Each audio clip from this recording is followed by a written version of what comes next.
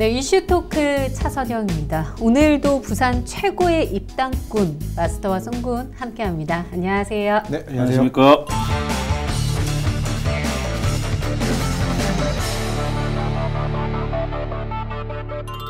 네, 오늘 이슈토크 한 초등학교 이야기로 시작해 볼까 하는데요. 갑자기 초등학교네요. 네, 그렇습니다. 이 부산의 한 초등학교가 학교 이름을 바꾸기 위해서 이 4,000명의 학생들의 서명을 받았다고 합니다. 저희 이슈토크에서도 한번 다룬 적이 있거든요. 기억하세요? 예, 그 대변 네. 초등학교? 네, 대변 초등학교. 4,000명이면 거의 다 했다고 봐야 돼요.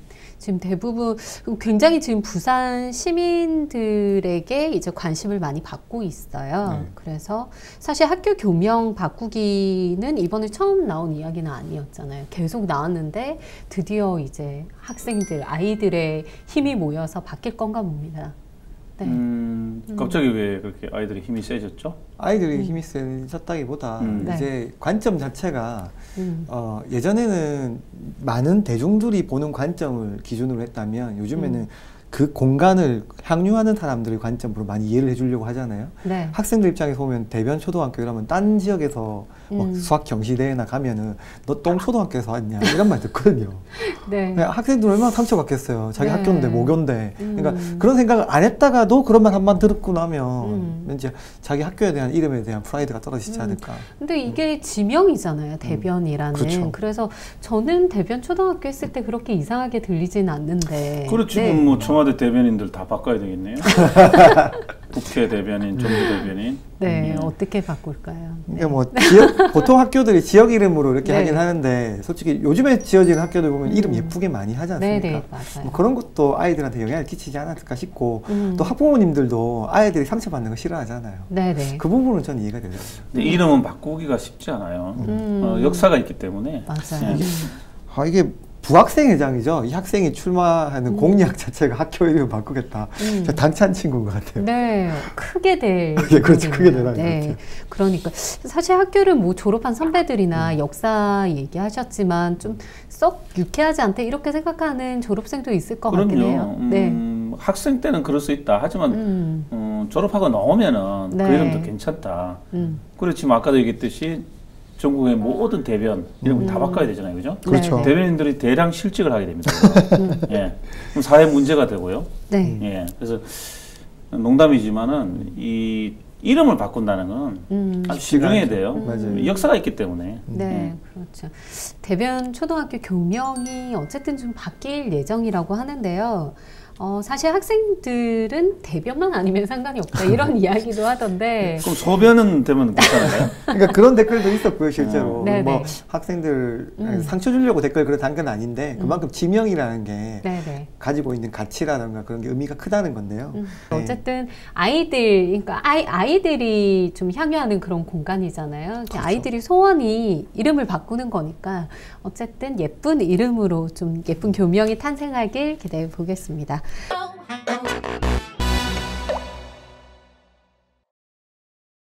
네, 이슈토크 최근 부산을 뜨겁게 달군 이슈들 하나씩 짚어볼까 하는데요. 요즘 정말 무덥잖아요. 밤잠을 못 이룰 정도입니다. 죽을 정도로 더워요. 네. 그래서 정말 물을 부른다고 하잖아요. 아이들 있는 집은 빨리 수영장 가자, 물놀이 하러 가자 이런 등살에 못 이기는 분들도 많이 계신다고 하는데 최근에 저렴한 비용으로 물놀이를 즐길 수 있는 공공 수영장이 인기라고 합니다. 좀 자세한 내용 살펴볼게요. 이 공공기관이 운영하는 수영장과 워터파크가 인기라고 합니다. 이 도심이어서 접근성이 뛰어난 데다가 가격도 저렴해서 가족 단위 피서객들에게 특히 인기가 많다고 하는데요. 이 북구에 있는 포시즌 파크 화명이라는 곳은 15일에서 16일 이틀 동안 3,700여 명의 피서객이 다녀왔다고 하고요. 수영 워터파크는 일일 평균 이용객 평일에는 400여 명, 주말에는 1,200명에 달하고 이 북항 수영장 지난 7일에 개장을 했는데 이 주말마다 6,000명이 넘는 피서객이 방문하고 있다고 합니다. 워터파크 간다는 이야기는 많이 들어봤는데 네. 이제 좀 트렌드가 바뀐 것 같아요. 공공 수영장 가시는 분들 많이 계신가 봐요. 공공 수영장이라기보다 워터파크의 개념이 원래 약간 성인들의 물놀이 네. 공원 이런 개념이 좀 있었잖아요.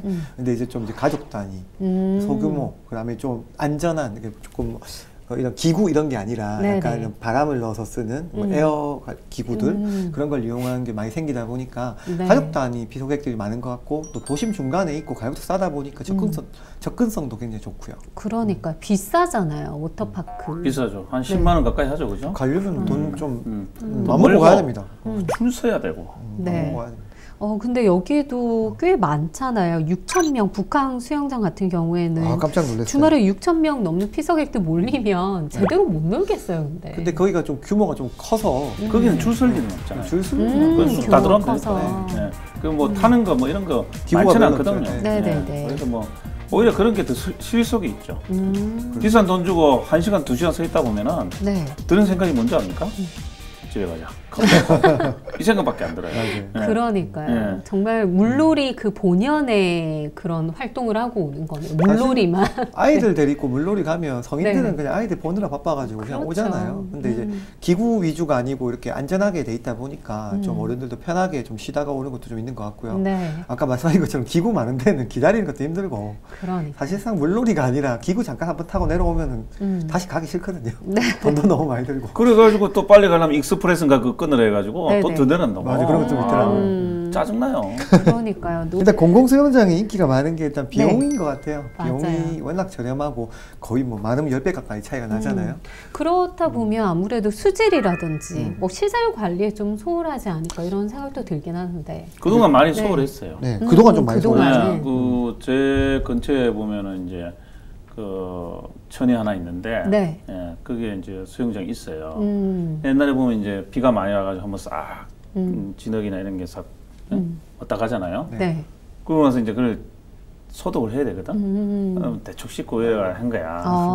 애들 막 피부품 걸려가지고 난리 났었어요 그때. 저희 어릴 때 뭐 학교에서 여름에 어디 간 다음에 해수 그런 수영장 비슷하게 해서 영도에도 하나가 있었고, 그 다음에 해운대에도 하나가 있었던 것 같아요. 약간 야외 비슷하게 해가지고. 네. 지금은 다 운영을 안 하거든요. 그러니까 뭐 큰 대형은 아닌데 많이 가고 했던 것 같은데, 그때는 위생 문제 이런 게 좀 많이 관심이 없었던 것 같아요. 일반 대중들 자체가. 네. 근데 이번에 보니까 일단은 밀락동에 있는 어린이 워터파크는 비 오는 날에 운영을 하지 않고요. 그다음에 월요일 운영 안 하는데, 운영 안 하는 날에 이제 장비 점검과 청소를 좀 확실히 한다고 하고요. 네. 수영구는 수질 관리를 위해서 물을 하루에 한 번씩 꼭 교체를 해준다고 합니다. 뭐 이용 그렇군요. 객수 상관없이 하고요. 그다음에 보름마다 대장균하고 pH 검사 꼭 한다고 하네요. 이런 거 이제 한다는 소식만 알려줘도 뭔지 안심이 되고 좀 그렇죠. 네. 이제 언론에 여러 번 나다 보니까 네. 이제 거기서 신경을 많이 쓰는 거죠. 예. 그래서 이제 시민들도 이제 그런 의식이 네. 생겼고, 예를 들어 조금 뭐 이상한 게 뜬다, 네. 애들이 뭐 피부병이 걸렸다, 그렇죠, 그러면 난리가 나기 때문에 맞아요. 신경을 많이 쓸 거예요 지금. 네. 관리를 할 수밖에 없는. 그리고 선거가 다가왔잖아요. 네. 올여름은 특히 신경 쓸 겁니다. 네. 예. 그런가요? 저렴한 데다가 어쨌든 선거도 다가와서 수질 관리 철저히 할 테니까. 예. 이게 올 여름에 한번 가봐도 좋겠네요. 대형 워터파크에서 수질 문제가 작년에 많이 터졌죠. 엄청 크다 보니까 사실 네. 관리가 더 힘든 건데, 여기는 어떻게 보면 또 상대적으로 소규모다 보니까요. 수질 관리하는데, 운영하는데 조금 상대적으로 그러니까 이제 쉬운 부분이 있겠습니까? 그 있잖아요, 김해 네. 거기 네. 거기 이제 유수풀 같은 경우는 쫙 돌리려면 기계로 돌려야 된단 말이지. 응? 네. 물을 이렇게 돌게 하려면. 그러다 보니까 이제 그 기름이 샌 거 아니에요. 네. 그러니까 오히려 큰 데가 더 위험할 수 있어요. 맞아요. 그리고 사람이 많잖아. 네. 네네. 네, 사람이 많으면은 전염병, 피부병 옮길 가능성이 높아요. 그래서 옛날 어른들이 그랬잖아요. 사람 많은 데 가지 말라고. 규모가 크니까 물 빼고 청소하는 시간이 많이 걸리니까 그 시간만큼은 네. 업주 입장에서는 수익 아니겠습니까? 그렇죠. 그렇다 보니까 좀 관리에 좀 소홀하지 않나. 아무튼 아이들이 이용하니까 좀 깨끗하게 관리가 돼야 되겠죠. 이제 어른들, 부모들 입장에서는 조금 주머니가 덜 가벼워질 것 같습니다. 가깝기도 하고요. 가깝고 공공 수영장 올 여름 많이 이용하시겠네요. 제일 좋은 거는 줄을 안 서야 돼요. 줄 안 서고. 네. 네. 모두가 행복해야지. 줄에 대한 트라우마가 있으신가요? 인기가 많지만 줄은 안 서고, 네. 네, 저렴하게. 그 이제 곳곳에 만드니까 줄 쓸 필요가 없어지는 거예요. 그런 네. 것도 있는 것 네. 같습니다. 올 여름에는 좀 가까운 공공 수영장 즐겨보시는 것도 좋을 것 같네요.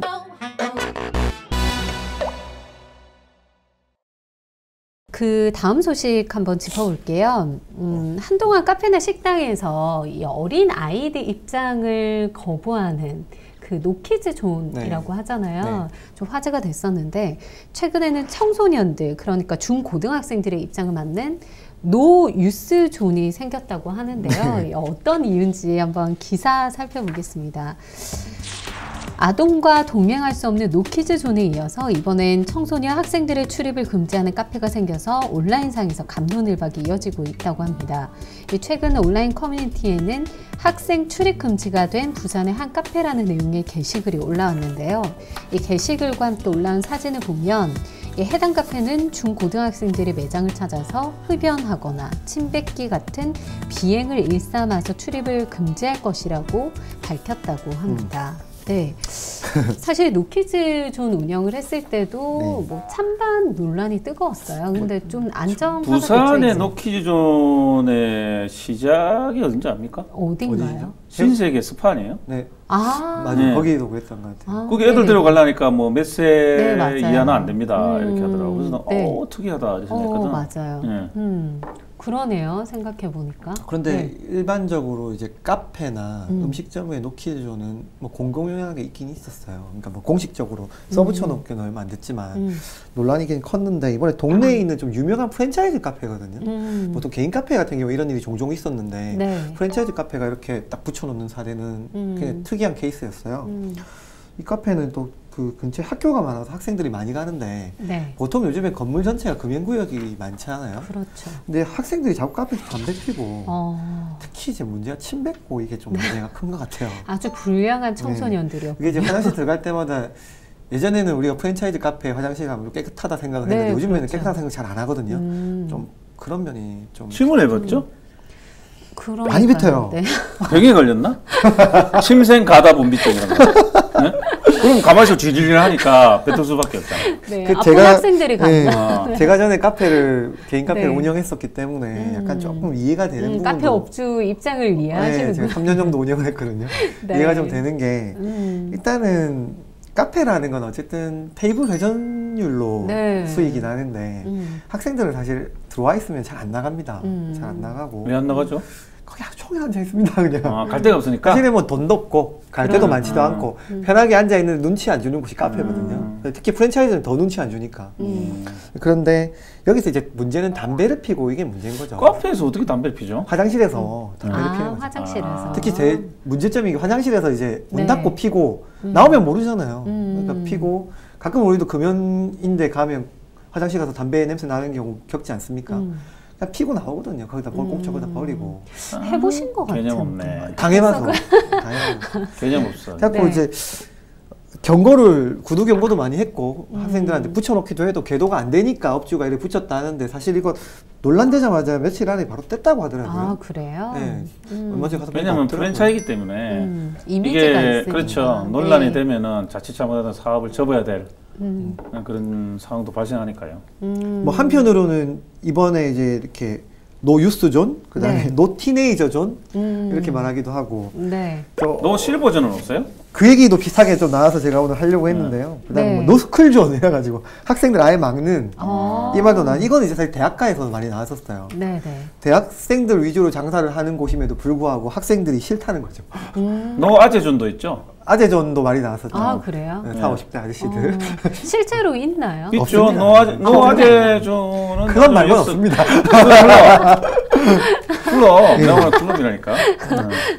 그래가지고 이게 댓글 중에 재미있었던 게 노 시니어 존을 만들고 싶다 이런 댓글이 있었어요. 60세 이상 출입 금지하고 싶다. 이유는 나이 먹은 어르신들이 막말로 하고 그다음에 반말은 기본이고 그다음에 카드를 던지거나 그다음에 좀 대책 없이 리필을 내달라거나 과도한 상식 이외에 좀 요구를 많이 한다 이런 경우 많은데요.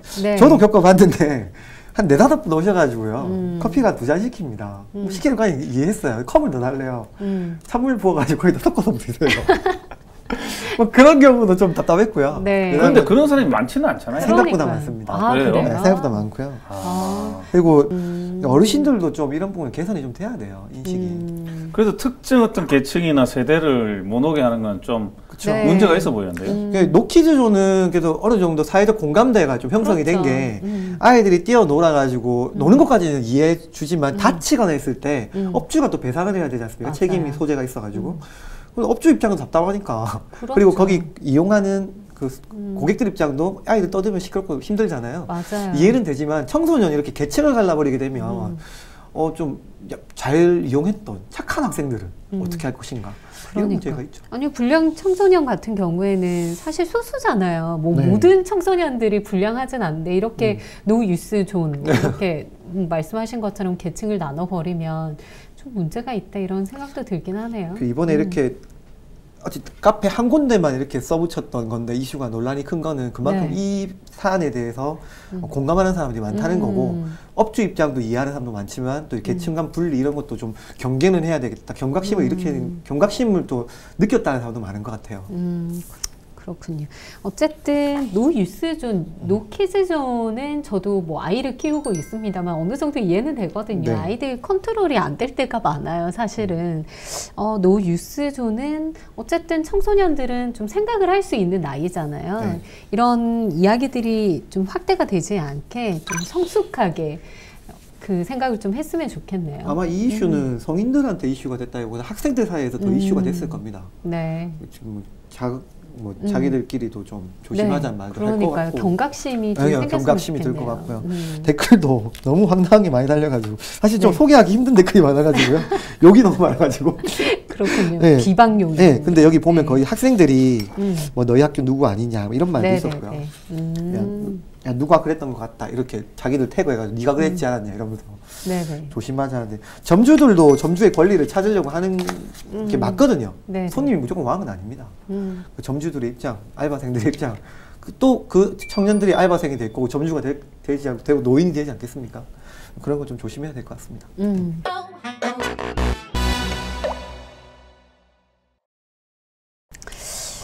다음 이슈로 한번 넘어가 볼게요. 이번에는 조금 무거운 이야기인데 금정구의 유일한 종합병원인 침례병원이 파산했다는 소식입니다. 좀 자세한 내용 살펴볼게요. 이 부산지법 제1파산부는 14일 채무자의 의료법인 이 침례회의 의료재단이 운영하는 침례병원에 대해서 파산 선고를 내렸습니다. 이 침례병원의 총 자산이 채권자들에게 갚아야 할 부채보다 적고 청산 가치가 계속 병원을 운영하는 가치보다 높다고 판단한 결과라고 하네요. 계속 적자가 쌓이다 보니까 문을 닫았네요, 결국. 이거 계속 말이 있었어요. 문 닫는다, 안 닫는다. 오래전부터 계속 있었습니다. 말이 있었어요. 네, 그 운영은 안 했었잖아요. 아니 운영을 했었죠. 그러겠죠. 했는데 중단한 지 꽤 된 걸로 알고 있는데. 얼마 안 됐어요. 제가 알기로는 얼마 안 됐고요. 중단은 얼마 안 됐죠. 계속 하여튼 뭐 노력을 많이 했어요. 이렇게 네. 해본다 저렇게 했는데 결국은 뭐 경쟁이 세지고 그 사람 수는 자꾸 줄잖아요. 이러다 보니까 그런 걸 이기지 못한 것 같아요. 여기 이제 그렇죠. 침례병원 같은 경우는 그 근처에 이제 양산 부산대병원이라는 우리 지역에서 제일 큰 병원이 있잖아요. 네. 네. 예. 그러다 보니까 아마 거기에 많이 환자들을 뺏기지 않았나. 깨끗하니까 시설이. 뭐 그런 것도 거기 있고 병원이 잘하니까요. 네, 큰 네, 병원이고. 대학병원이니까. 네, 대학병원이고. 그러니까 저 양산 부산대병이 생기기 전에는 좀 괜찮았을 거예요. 그쪽이. 근데 이제 생기고 나니까 사람들이 좀 큰 병원 같으면 종합병원 가는데 이 안 갈 거면은 더 큰 데로 가자. 이런 네, 심리가 네. 있잖아요, 그죠? 네. 네, 지역 주민 입장에서는 굉장히 아쉬운 게 저도 오랜 시간 금정 구민이었었거든요. 네. 그래서 침례병원 자주 이용을 했었는데 좀 가까운 곳은 아니잖아요. 양산까지 이제 넘어가야 되는 거니까. 어떻게 보면 그렇죠. 네, 그래서 없어지는 것에 대해서 좀 아쉬움이 남는데 사실 침례병원은 그냥 사설병원은 아니잖아요. 좀 네. 역사도 깊은 병원으로 알고 있는데요. 저도 이번에 저는 잘 몰랐었거든요. 근데 네. 보니까 영도에 처음 생겼더라고요. 처음에 남포동 진료소가 전신이고 그다음에 영도구 영선동에 개원을 했었고요. 네. 초량으로 이전돼서 초량에서 침례병원이 굉장히 부산 시민들한테 좀 그렇죠. 각인이 돼 있죠. 네네네. 침례병원 하면 초량동에 있다. 네, 그렇게 기억이. 저도 침례병원 하면 초량이 떠올랐었거든요. 근데 그것까지 저는 저 위까지 잘 안 가다 보니까 몰랐는데 금정구 남산동으로 99년에 옮겨서 부산의 대표적인 종합병원 중 한 곳으로 꼽혔거든요. 그래서 이번에 이 파산 뉴스가 나오고 나니까 네티즌들 댓글을 보니까요. 나도 저 병원에서 태어났다 이런 것도 많았고 네. 내가 태어난 병원 사라졌다. 내가 자주 가던 병원이다. 이런 게 참 많았고요. 마치 추억이 사라진다? 뭐 이런 생각을 하는 부산 시민들이 제법 많은 것 같습니다. 네. 그래서 댓글이 엄청나게 많이 달리더라고요. 네. 그러니까 예. 사실 침대병원이 잘 나갔다고 소위 얘기하는 잘 그렇죠. 나갔다고 했는데 적자를 갑자기 적자가 이렇게 많이 생기고 그런 특별한 이유가 있었을까요? 아까도 말씀드렸지만 이제 양산 부산대병원이 네네. 생기고 또 해운대 지역에는 해운대 백병원이 생기고 예, 그렇기 때문에 아까도 말씀드렸지만 사람은 주는데 병원은 자꾸 생기니 네. 어려워질 수밖에 없겠죠. 이것도 적자 생존의 원칙처럼 네. 크고 잘 나가는 데만 사람이 쏙 가지. 네. 예, 한번 경쟁에 뒤처지기 시작하면은 뚝 떨어지죠. 이게 뭐 그렇죠. 시대적 변화를 못 따라간 것도 있겠지만 일단 경영진들이 이 시대적 변화를 너무 간과했던 것 같습니다. 병원만 병상만 크게 늘린다고 되는 게 아닌데 네. 뭐 가보신 분들은 잘 알겠지만 상대적으로 좀 노후한 건 사실이거든요. 안에 내부 시설들이. 그리고 뭐 특별히 침대병원은 뭐 잘한다 이런 게 떠오르지가 않아요. 우리 요즘 병원 보면은 큰 병원마다 특별히 잘하는 과목들이 좀 있지 않습니까? 저는 수술 옛날에 같은 처음 것도 들었을 때 있고. 무슨 침을 잘 놓는 줄 알았어요. 침대병원이라서. 아니 처음 몰랐을 때. 네. 처음에. 네, 요즘에 그런 게 있고 대형 병원마다 네. 특화된 그 과목이 있고 그렇죠. 특화된 수술 분야가 있거든요. 그렇죠. 그런 분야가 전혀 없다는 것도 있고요. 네. 그리고 아까 마스터 말씀하신 것처럼 침대병원이 그 운영이 어렵다는 얘기는 굉장히 오래전부터 나왔던 얘기라서 그 같이 일하시는 그 노동자라고 해야 되나? 네, 병원에 근로자들. 근무하시는 근로자들 그분들도 경영진들한테 굉장히 많이 제안을 했답니다. 여러 가지 방안으로.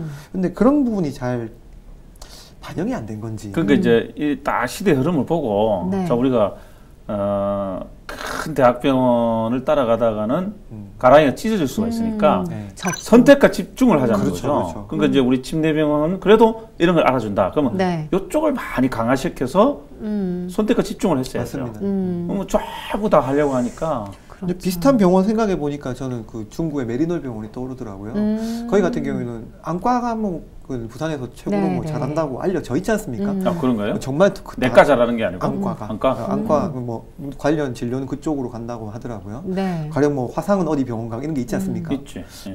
그런 거를 못 따라간 것 같아요. 그럼 거기다가 뭐 경영난이 생기니까 부지를 팔아서 아파트를 짓겠다는 생각은 누가 했는지 그런 것도 진행이 됐다고 하니까 그러니까 이제 제일 쉬운 게 돈을 해소하기 땅 쉬운 게 팔아가지고. 땅 파는 거니까. 그러니까 이 경영진들이 병원 운영에 대한 고민을 많이 한 흔적은 없는 것 같아요. 그러니까요. 네. 병원을 다시 살려야 되겠다. 이런 의지가 그렇게 크지 않았다. 이런 생각도 드네요. 아니 뭐 살리려고 했겠죠. 했는데 이제 방향이 틀렸다. 방향이 틀렸거나 아니면 능력이 부족했거나.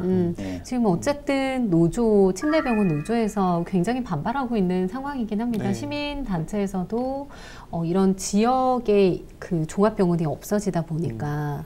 그렇다고 네. 무슨 뾰족한 수가 있나요? 그래도 뭐 금정구 25만 명 정도 주민이 네. 계신데 그러니까 응급실이 있는 병원이 침대병원 한 군데밖에 없었거든요. 아, 대형 그래요? 응급실이 있는 병원이. 그렇죠. 그런 부분 24시간 응급실은 잘 없지 않습니까? 요즘에? 응급실은 필요한데. 네, 그렇죠. 예. 그런 부분이 있고 뭐 요즘 뭐 제일 많이 알고 골든타임 얘기도 많이 나오고 양산까지나 가려고도 다른 데 가려면 20분 30분 걸리니까요. 그러니까. 그런 외상 환자들이 발생했을 때 그냥 큰 문제가 될 수가 있고요. 일단은 노조에서는 뭐 노조나 시민사회단체에서는 뭐 공공의료시설로 인정을 해줘서 다시 살리자 이런 일 하는데 이 예산이 만만치가 않잖아요. 그러니까 지금 부산의료원도 지금 적자가 많다고 들었거든요. 그렇죠. 부산의료원은 뭐 100억대 적자가 나오고 있지 않습니까? 그러니까 지금 경남 같은 경우에는 그거를 빌미로 없앴잖아요. 공공의료원 뭐고 모르겠다. 일단 없애고 봤지 않습니까? 부산의료원도 지금 근근히 운영되는 걸로 알고 있는데 부산시가 떠안기는 너무 어려운 부분이 있을 것 같습니다. 사실 주민들의 의료 보장을 어떤 방식으로 해야 될지 참 여러 가지 고민스러운 부분인데요. 응급실 부분은 조금 해결해야 되겠네요. 그쵸. 네, 근처에 없으니까. 특히 이제 다른 것보다는 외상센터 이런 거는 정말 지역에 많이 필요하거든요. 대도시일수록. 네네, 근데 그렇죠. 이거는 조금 문제가 클 것 같아요. 외상센터는 좀 큰 개념이니까 네. 그건 차치하더라도 이제 간단한 어떤 응급센터. 그렇죠. 그러니까 일단은 응급만 넘기면은 사람들이 살 네, 가능성이 맞습니다. 높으니까 그런 부분이라도 기존에 있던 병원 중에서 뭐 지원을 해주든지 새로 병원을 하나 만들기는 너무 어려운 문제고 그래서 기존에 어느 정도 구매가 되는 병원을 이렇게 응급 의료기관을 지정해서 뭐 지원을 해준다든지 뭐 그런 거는 좀 필요할 것 같네요. 24시간 응급실 운영은 어느 곳이라도 좀 해주긴 해줘야 될 것 같습니다. 말씀하신 것처럼 사실 골든타임을 지킨다는 게 그 무엇보다도 중요하잖아요. 그런 점에서 봤을 때 어쨌든 부산 시민의 이런 건강권 우선시 돼야 될 텐데 어떤 방향으로 좀 해결이 될지 지켜봐야겠습니다. 이슈 토크 지금부터는 최저임금 이야기를 해볼까 하는데요. 내년에 최저임금이 7,000원대로 올라섰습니다. 시간당 7,530원으로 결정이 됐고요. 그래서 이제 근로자임금이 올라서 양극화를 막고 또 소득이 올라가니까 내수가 회복이 될 것이다. 이런 기대도 있는 반면에 인건비가 이제 오르니까 고용 불안도 부작용도 속출할 것이다. 이런 이야기들이 많이 있는데 내년에 최저임금이 7,000원대로 올라섰습니다. 인건비가 이제 오르니까 고용 불안도 부작용도 속출할 것이다. 이런 이야기들이 많이 있는데 큰 기업 큰 문제는 없어요. 어차피 최저임금 위에 있기 때문에 인건비를 오히려 줄이기 위해서 일자리가 줄어드는 역효과가 날 수도 있다. 가게 주인들 입장에서 뭐 알바들 2번 쓰고 당장 1명 쓰겠다 이래 나오고 그마저 줄여서 셀프바로 바꾸고 이런 거는 이미 진행되고 있지 않습니까? 여러 분야에서. 실제로 내년 최저임금 큰 폭으로 오른 거죠. 좀 비율적으로 보면. 비율적으로 보면 크죠. 그러니까 이게 6,470원에서 7,530원, 1,060원이 올렸는데요. 16.4%가 올랐죠. 그래서 문재인 대통령이 1만 원, 최저임금 1만 원 공약을 했잖아요. 그럼 해마다 이 정도 올려야 돼요. 자기 임기 내에 도달하려면. 자기 임기 내에 이걸 달성하려면은. 그래서 이제 어찌 보면 1,060원은 뭐 얼마 안 되잖아요, 그죠? 근데 이제 제일 문제점이 이제 영세 자영업자들이 제일 문제예요. 그러니까요. 그래서 이 사람들은 이제 이 정도 오르는 건 상당히 좀 어렵거든요. 그렇죠. 하루에 8시간, 일주일에 5일 동안 일을 한다고 봤을 때 꽤 큰 금액이라고 들었거든요. 아니요, 뭐 근데 원래 최저임금 기준으로 8시간 주 5일 기준 환산하고 그 주휴수당까지 내주고 하면 130 정도에서 나오거든요. 지금 한 20만 원 가량 올렸습니다. 150만 원 수준인데 이 150만 원이 과연 최저 생계비는 아니잖아요. 이게 최저임금입니다. 최저임금이 올랐다고 해서 많은 게 무너진다면 그 나라 경제 자체가 굉장히 약한 거죠. 저는 최저임금이 올랐다고 해서 많은 영세업자들이 무너질 거라고 생각하지 않습니다. 저도 영세 자영업자긴 하지만 물론 저도 인건비 때문에 여러 가지 고민도 하지만 최저임금만으로 모든 경제 많은 부분이 무너진다? 그렇게 생각하지 않아요. 우리나라 경제가 그렇게까지 부실하지 않은 거. 무너지진 않고 부담스럽겠죠. 그렇죠. 당장은 부담스럽죠. 이런 인건비를 어떻게 지원을 해줄 수 있느냐, 이 영세업자 같은 경우에는 그런 게 좀 관건이 될 것 같은데 일단 영세업자 이제 실제로 사업을 하시는 분들은 좀 그런 우려의 그런 반응들이 많고 최저임금이 대폭 오르면서 실제로 근로자들 같은 경우는 좀 반가운 소식일 것 같아요. 그렇죠. 어쨌든 월급 오른다는데 안 반가워할 사람 없지 않습니까? 그렇죠. 뭐 민주노총 부산지부에서는 뭐 1만 원까지 안 올라서 아쉽다 그러지만 그건 뭐 형식적으로 이렇게 발표할 수 있는 것 같고요. 최저임금은 그동안 노동계에서는 10,000원대까지 계속 올려달라고 했지 않습니까? 이게 노동계가 요구한 최저임금은 실질 생활임금을 달라. 그 최저임금을 그렇게 해달라는 건데 뭐 아직까지는 못 미치는 것 같네요.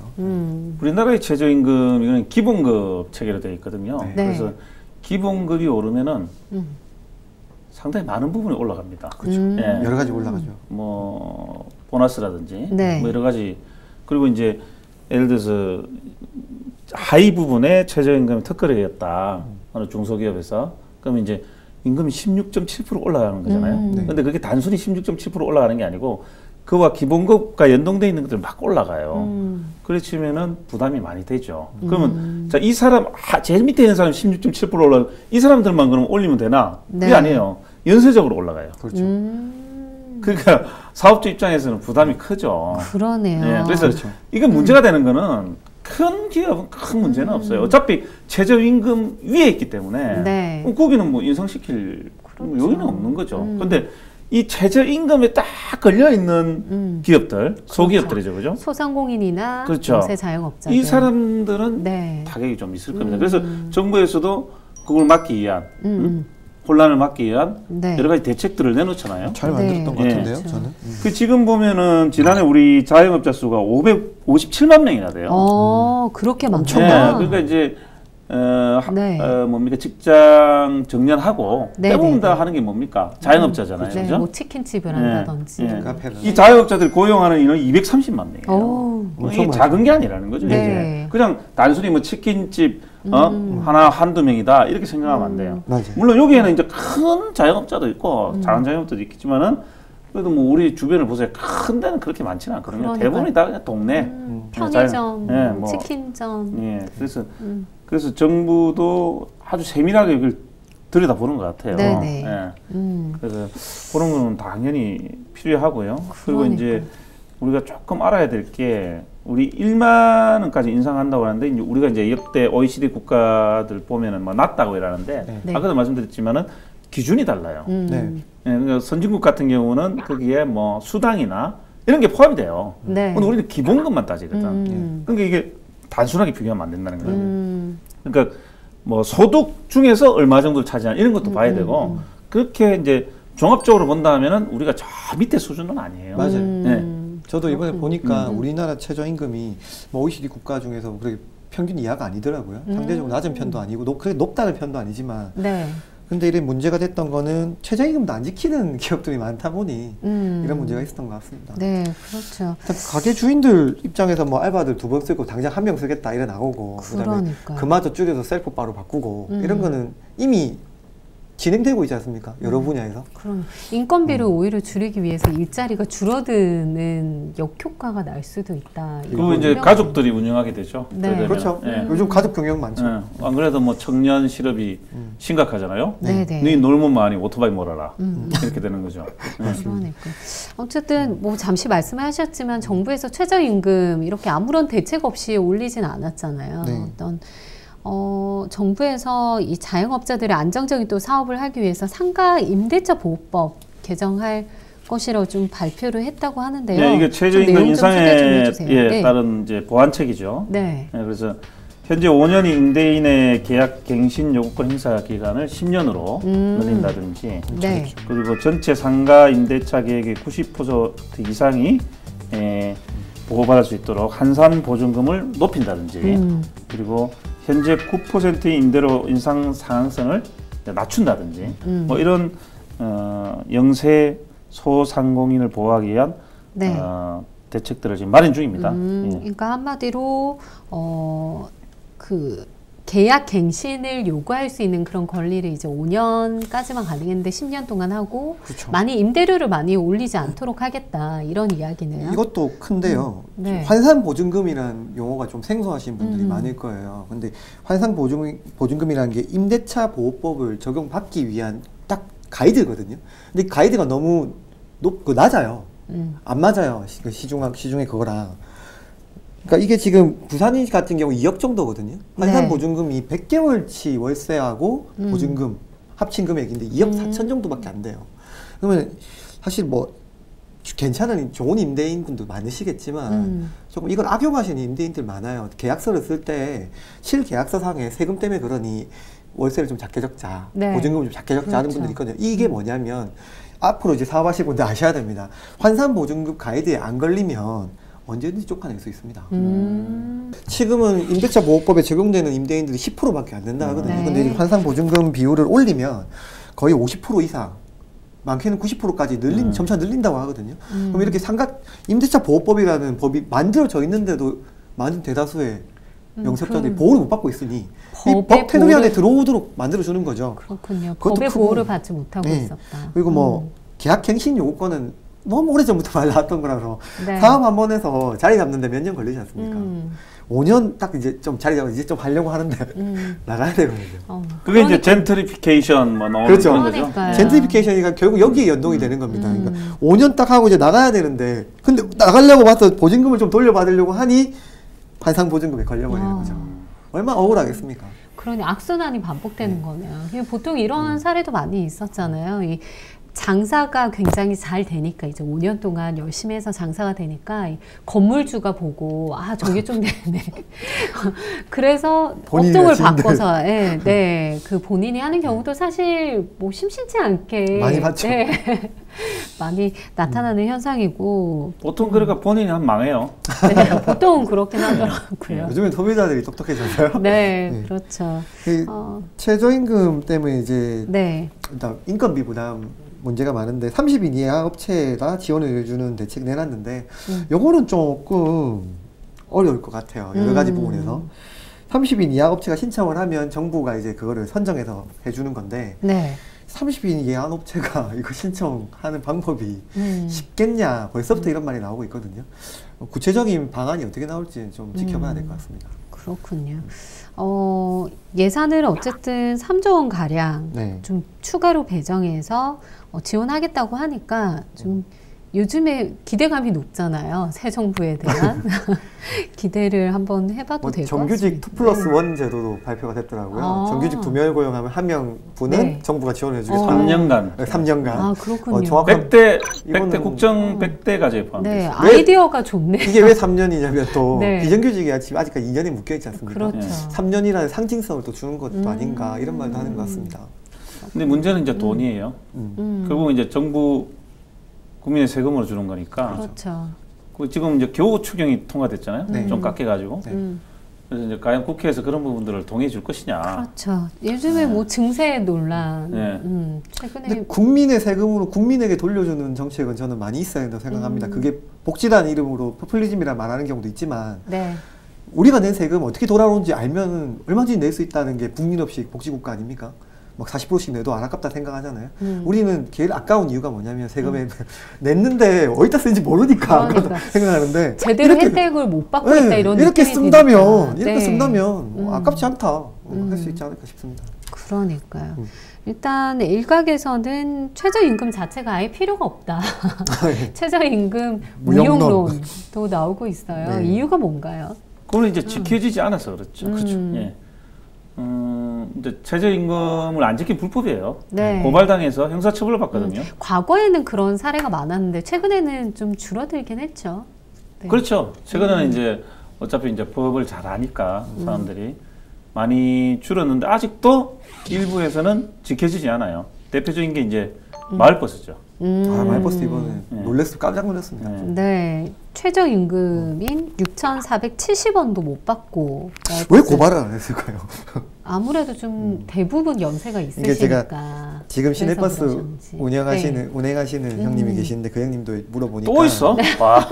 발이 넓어요. 이제 마을버스 마을버스는 없어요? 네. 마을버스 기사님도 아셔. 그분이 마을버스를 네. 하시다가 오신 거예요. 네. 마을버스 운행 경력이 시내버스 취지가 하는데 거의 엄청난 역할을 한답니다. 메리트가 있군요. 네, 엄청 역할을 거의 이렇게 올라가는데 그 하시는 말씀이 뭐 함부로 말을 못 한대요.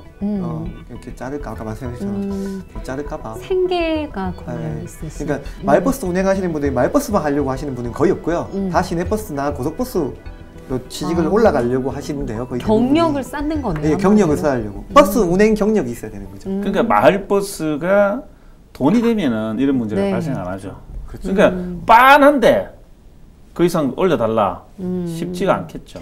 그러니까요. 이렇게 되면 버스 회사 입장에서도 뭐 기사님 한두 분 정도 줄이신다 그러면 사실 대형 사고 많이 났잖아요. 기사님들 좀 무리하게 근무하시다가 특히 마을버스가 위험해요. 더 위험하죠. 이제 마을 골목골목 우리 다니니까. 일반 버스는 큰 길을 다니잖아요. 네네. 근데 마을버스는 부산의 지형 특성 삼북도로라든지 뭐 이런 거 다 다닌단 말이죠. 그러니까요. 예, 그러다 보면 브레이크 터지면 대형 사고죠. 예. 지역 주민들의 발이 되어주는 그런 건데 문만 열면 마을버스 다니는 곳이 많지 않습니까? 네네. 그런 집도 오히려 중공년제는 제가 볼 때는 마을버스부터 시작했어야 했는데 왜냐하면 그거는 이제 진짜 약자들, 진짜 서민의 발. 예, 진짜 네. 서민의 발이거든. 그래서 맞습니다. 이제 결국은 이제 시내버스가 힘이 세니까 시내버스부터 중공년제를 한 것 같은데 물론 이제 영향력으로 보면 시내버스가 더 크죠. 그런데 이제 마을버스도 중공년제를 해야 될 때가 아닌가. 왜냐하면 이렇게 최저임금도 못 받는데 네. 예, 그 어떻게 보면 이렇게 큰 포션은 차지하는 게 아니거든요. 그래서 시가 이 부분은 좀 신경 써서 준공정제의 제도 틀 안에 좀 넣었으면 좋겠다. 그러니까 네. 좀 큰 사고 나기 전에 네. 좀 이런 거는 보완이 됐으면 좋겠어요. 꼭 사고 나야 그렇게 좀 그러니까 이런 데가 지원이 필요한 거 아니에요? 그러니까 네, 그러니까 제시라고 준공정제를 해야 하니까. 이런 데가 지원이 정말 그렇게 필요한 되면 이제 거죠. 최저임금 이상을 받을 거고 네. 그럼 대우도 좋아질 거고 차도 좋아질 거고 그럼 선순환이 되겠죠. 그렇죠. 그럼 사고도 줄고. 그러니까 가령 이제 차량을 교체할 때 뭐 지원을 해준다던가 이런 것도 필요할 거고요. 네. 일단 시민들이 안전할 수 있는 부분에서 지원을 해주는 거는 전 아깝지 않다고 생각합니다. 그러니까 이 최저임금 하면 사실 가장 많은 사례가 경비원이잖아요. 네, 많이 있죠. 뭐 경비원 아파트 관리비에서 아무래도 월급을 주다 보니까 경비원 많이 줄여요. 사실은 이렇게 최저임금 올라가고 하면. 요즘은 이제 새로 생긴 아파트 보면 다 젊은 사람들이 하죠. 이제 업체 용역을 맡겨가지고. 네, 네. 그분들은 동마다 이렇게 서 있지는 않잖아요. 옛날 아파트는 다 동마다 있지만. 네. 그렇죠. 그러다 보니까 이제 동에서 하나씩 다 이제 없애기 시작하더라고요. 네. 예. 관제센터처럼 네. 그 한 곳에서 보시더라고요. 요즘에 일단은 뭐 오픈형이 아니니까 그렇지. 일본어 치고 폐쇄형. 들어가니까 예, 폐쇄형이니까 그런 식으로 다 되죠. 바뀌는 것 같아요. 그리고 이제 아주 못된 게 이제 올라가잖아요. 이렇게 최저임금이. 그럼 이제 법을 어기면 안 되니까 예를 들어서 뭐 8시간 근무하는 거를 2시간 줄여요. 네, 줄이죠. 그럼 뭐 6시간을 해가지고 나머지 2시간 너 알아서 해. 그건 진짜 그럼 뭐 잘못된 집에 갔다 오기도 그렇고 그렇잖아요. 그거. 맞아요. 참. 근데 이게 경비원에만 있는 일이 아닙니다. 이런 일이 비일비재하고 네. 얼마 전에 논란이 됐던 그 뉴코아였나요? 그 같은 이랜드 네. 이런 경우에 있었죠. 거기는 그 일하는 주방에 일하는 사람들을 쉬는 시간을 강제로 주는 거죠. 그래가지고 이걸 그 주유수당 이런 거랑 이런 네네. 수당을 빼려고 강제로 1시간 정도 쉬게 하는데 1시간 쉬면 뭐 하겠어요? 그렇지 않습니까? 다시 또 일하러 와야 되는데 애매한 거죠. 그렇게 많이 악용하는 사람이 많이 그러니까 봤어요. 전체를 줄여주든지 네. 중간에 딱 줄여가지고 그러니까요. 어제 가도 못하게 그러니까. 아주 나쁘네. 아주 나쁜 거죠. 심보가 나쁜데. 진짜 그러네요. 네, 때려주고 있어. 그 예술가들 같은 경우에도 이 최저임금 관련해서는 좀 피해를 많이 보고 저 이번에 이 있잖아요. 뉴스 보고 너무 화가 나가지고요. 대구 치맥축제 거리 네. 예술가들한테 출연료 2만 원 책정했다. 그렇군요. 이게 근데 저는 뭐 여러 가지 다 이해할 수 있다고 보는데 마지막에 이 관련 취재를 하면서 마지막에 그 관계자 네. 말이 너무 황당해서요. 참 아마추어 팀들에게 치맥축제에서 공연할 수 있는 무대를 만들어주자는 좋은 취지에서 시작을 했다. 열정 페이먼. 네. 그래서 미리 참여 의사를 물었고 참가비도 네. 말했다. 부족하다는 분들도 있겠지만 무대에 서는 것만으로도 고마워하는 팀들이 많았다. 그리고 문제가 된 예술가 말고는 네. 순수한 시민들과 동아리가 많았다. 이렇게 해명을 했어요. 그러니까 이 사람들이 말한 문제가 된이라는 게 결국 이 사람들의 마인드라는 거죠. 문제를 일으켰다 생각하는 거예요. 저는 좀 화가 났었어요. 이런 부분을 보면서 문화예술에 대한 인식이 이토록 낮다는 거. 그러니까 일반인과 아마추어와 이런 예술하는 공연을 하는 사람이 구분을 안 둔다는 거. 이런 건 굉장히 좀 어렵죠. 그렇죠. 최저임금만도 못하니까. 저번에 네. 우리 왜 그 오케스트라 연주하시는 분 얘기했지 않습니까? 맞아요. 최저임금 또 못 받는 사람들이 더 문제입니다. 최저임금이 얼마 올라서 뭐가 문제다 보다 네. 그런 사각지대가 없게 좀 관심을 가져야 되겠죠.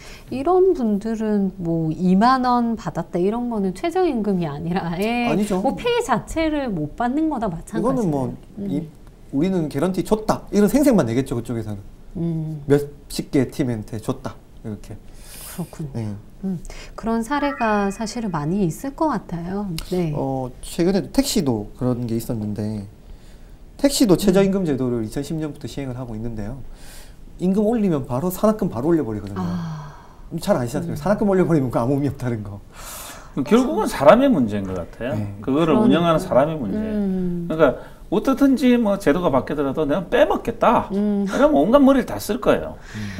악덕 업주들이 문제네요. 사람의 그거를 문제는. 잘 감시해서 못하게 하는 게 이제 행정인데 뭐 행정 그게 잘 안 되는 것 같고. 그러니까 좀 부산시도 기대를 해봐도 될까요? 이번에 부산시에서도 최저임금 인상과 관련해서 좀 대책 마련하고 있다고 들었거든요. 안 할 수가 없겠죠. 특별히 부산시에서 할 만한 게 있을까요? 저도 별로 크게 없다고 봅니다. 일단 태스크포스 만드는 거는 뭐 네. 어쨌든 하긴 모양새는 갖춰야 돼요. 그러니까 이제 부산시에서 할 수 있는 거 모양새. 있어요. 그러니까 안 지키는 데를 네. 찾아내가지고 철저하게. 네, 뭐 노동청에 고발한다든지 네. 뭐 이런 거겠죠. 최저임금에 대해서 뭐 준비한 내용인데요. 네. 이게 우리나라는 사회적으로 합의된 노동자의 시급을 인정을 잘 안 하는 것 같습니다. 안 하고 그 기반 위에서 또 이익 구조를 짜다 보니까 네. 작은 기업이나 대기업하고 그게 차이가 별로 안 나요. 시급에 관련돼서. 인센티브나 뭐 복지 규모는 물론 대기업이 좋겠죠.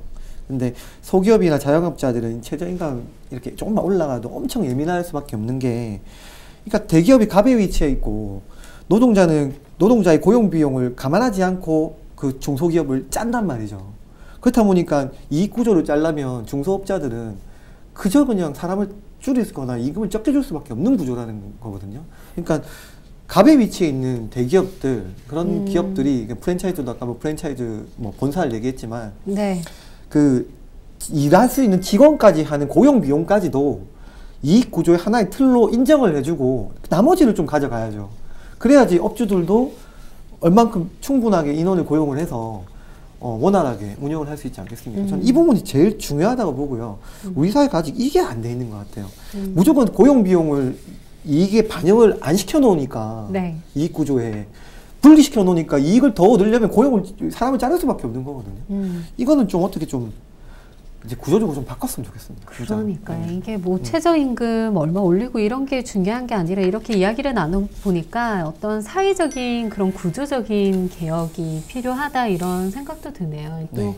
뭐 악덕 업주들 같은 경우에는 어쨌든 사회에 환원하는 그런 좀 인식 변화도 있어야 될 것 같아요. 근데 요즘 일부에서는 뭐 말이죠. 이 최저임금이 올라가면 막 나라가 망할 것처럼. 그러니까요. 너무 좀 호들갑 뜨는 경향도 있어요. 그러니까 보면 뭐 섬유회사 쪽은 벌써 예. 뭐 직원을 잘라니 많니 뭐 이런. 네네. 물론 이제 그런 노동과 관련 집약적인 산업이라서 뭐 영향을 많이 받겠죠. 네. 받는데 뭐 영세하고 너무 좀 부풀리는 측면이 있지 않은가. 네, 맞습니다. 네, 그래서 사실 뭐 임금이 오르는 건 좋은 거죠. 네, 좋은 건데 이제 이게 잘 안착할 수 있도록 그동안 이제 우리가 좀 낮았다고 평가받으니까 네. 좀 안착할 수 있도록 그 정부가 하는 게 중요하지 않겠나.